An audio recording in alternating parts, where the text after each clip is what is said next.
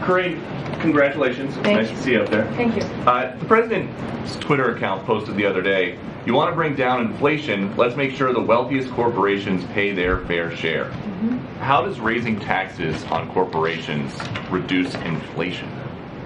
Are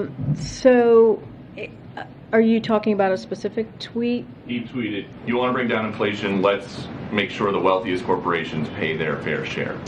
Look, we have talked about this past year about making sure that the wealthiest among us are paying their fair share.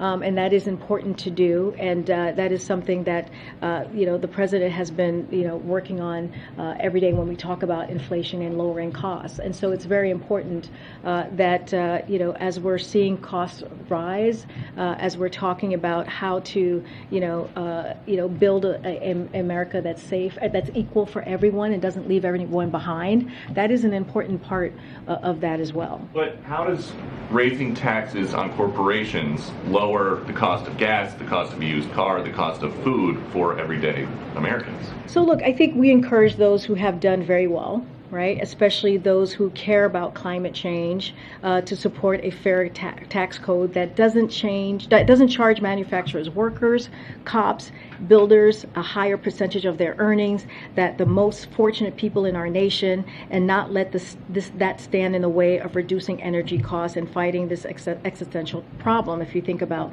that as an example. And to support basic collective bargaining rights as well, right? That's also important. But look, it is, without having a fair tax code, which is what I'm talking about, then like manufacturing workers, cops, it's not fair for them to have to pay higher taxes than the folks who are not paying taxes at all. Well, what does that have to do with inflation? The president said, you want to bring down inflation, let's make sure the wealthiest corporations pay their fair share. Jeff Bezos came out and tweeted about that. He said the newly created Disinformation Board should review this tweet. Would you be okay with that?